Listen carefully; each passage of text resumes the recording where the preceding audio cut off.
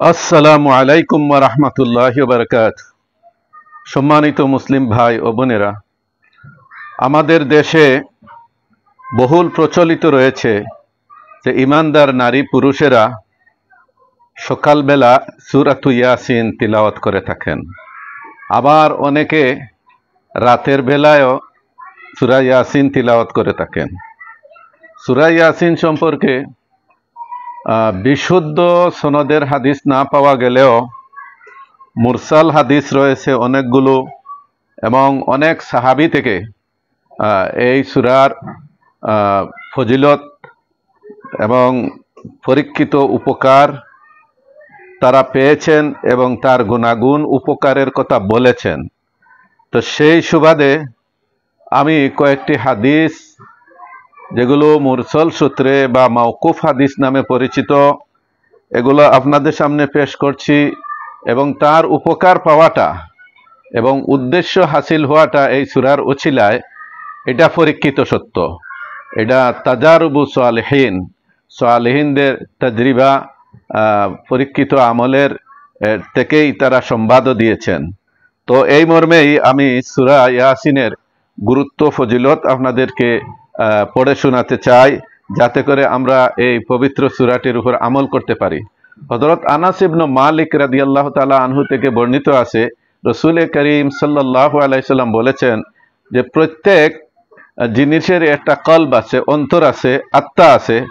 আর কুরআনুল কারীমের আত্মা হচ্ছে, অন্তর হচ্ছে সূরাতুল ইয়াসিন। সুবহানাল্লাহ। তো হযরত আতা ইবনে আবি রাবাহ রহমাতুল্লাহ আলাইহি বলেন, প্রসিদ্ধ তাবিঈ, যে বালাগানি, আমার নিকট সংবাদ পৌঁছেছে, আন্না রাসূলুল্লাহ সাল্লাল্লাহু আলাইহি ওয়াসাল্লাম ক্বালা, যে রাসূলুল্লাহ সাল্লাল্লাহু আলাইহি ওয়াসাল্লাম বলেছেন, মান কারা ইয়াসিন ফি সাদরিন নাহার কুদিআত হাওয়াইজুহু। রাওয়াহু আদ-দারামিয়্যু মুরসালান, এবং মিশকাতের 189 পৃষ্ঠায় রয়েছে, আরবি ছাপা 189 পৃষ্ঠায় রয়েছে। রাসূল করিম সাল্লাল্লাহু আলাইহি সাল্লাম বলছেন, যে ব্যক্তি দিনের সূচনায়, দিনের প্রারম্ভে সূরা ইয়াসিন তিলাওয়াত করবে, কুদিআত হাওয়াইজুহু, তার সব প্রয়োজন পূরণ করে দেয়া হবে।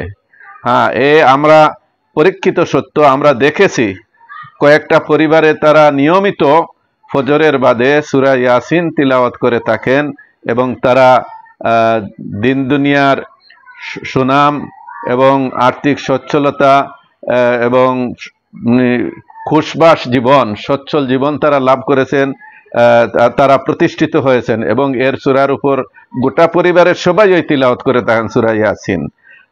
এটা বলা হয়েছে। হযরত মাকাল ইবনে ইয়াসার থেকেও বর্ণিত আছে, নবী করিম সাল্লাল্লাহু আলাইহি ওয়াসাল্লাম বলেছেন, মান কারা ইয়াসিন ইবতিগা ওয়াজহিল্লাহি তাআলা উফিরা লাহু মা তাকাদ্দামা মিন যামবিহি, যে ব্যক্তি আল্লাহর সন্তুষ্টির জন্য সূরা ইয়াসিন তিলাওয়াত করবে, তার পূর্বের কৃত গুনাহ মাফ করে দেয়া হবে।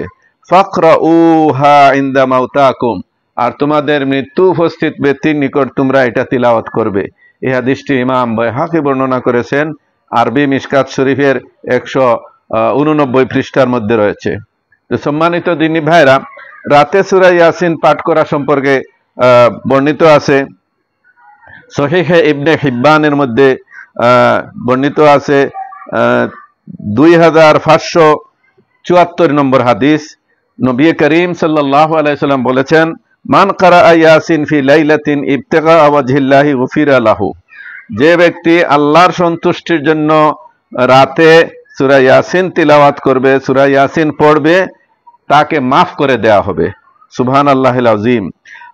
অপর বর্ণনায় আছে, মান কারা ইয়াসিন ফি লাইলাতিন আসবাহা মাগফুরান লাহু, রাওয়াহু আবু ইয়ালা, যে ব্যক্তি রাতে সূরা ইয়াসিন তিলাওয়াত করবে, সে ক্ষমাপ্রাপ্ত হয়ে প্রভাত করবে।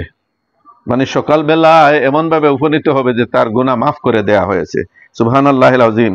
তো সূরা ইয়াসিন মৃত্যু উপস্থিত ব্যক্তির নিকট পাঠ করলে কি হয়, এটাও হাদিস শরীফে আছে। একটু আগে আপনারা বাইহাকী থেকে শুনিয়েছি, ফাকরাউহা ইনদা মাউতাকুম, যে তোমরা এটি তিলাওয়াত করো তোমাদের মৃত্যু উপস্থিত ব্যক্তির নিকট।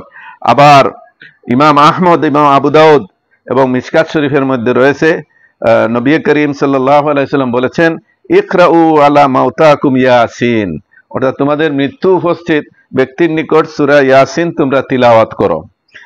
ইমাম ইবনু কাসির সূরা ইয়াসিনের ব্যাখ্যা করতে গিয়ে তার তাফসিরুল কুরআনিল আযীমে বলেছেন, ওয়ালে হাযা ক্বালা বাযুল উলামা মিন খাসাইসি হাযিহি সূরা আন্নাহা লা তাকরাউ আলা ইনদা আমরিন আসিরিন ইল্লা ইয়াসসারাহু আল্লাহু তাআলা ওয়া কাআন্না কিরাআতাহা ইনদাল মাইয়িত লা তানজিলুর রাহমাতু ওয়াল ইয়াসহালা আলাইহি খুরুজুর রূহ। তিনি বলছেন এই কারণেই এক শ্রেণী আলিম বলেছেন যে এই সূরার এক বৈশিষ্ট্যের মধ্যে রয়েছে যে এটা যে কঠিন বিষয়ের সময়, কঠিন সমস্যার সময় যে পাঠ করে আল্লাহ তাআলা তার এই সমস্যাকে সহজ করে দেন। আর মৃত্যু উপস্থিত ব্যক্তির নিকট এটা পড়া যেন পড়লে কি হয়, রহমত নাজিল হয় এবং তার রূহটা তার দেহ থেকে সহজেই বেরিয়ে যায়। অতএব আসুন দিনী ভাইরা, অসংখ্য আলিম উলামা তাদের পরীক্ষিত তাজরিবা বর্ণনা করেছেন, এর দ্বারা উপকার পাওয়া যায়, দুনিয়া এবং আখেরাতে উপকার রয়েছে।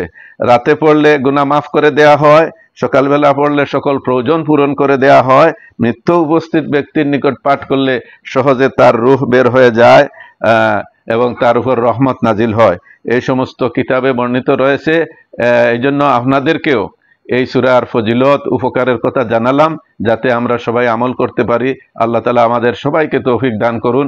আসসালামু আলাইকুম ওয়া রাহমাতুল্লাহি ওয়া বারাকাতুহু।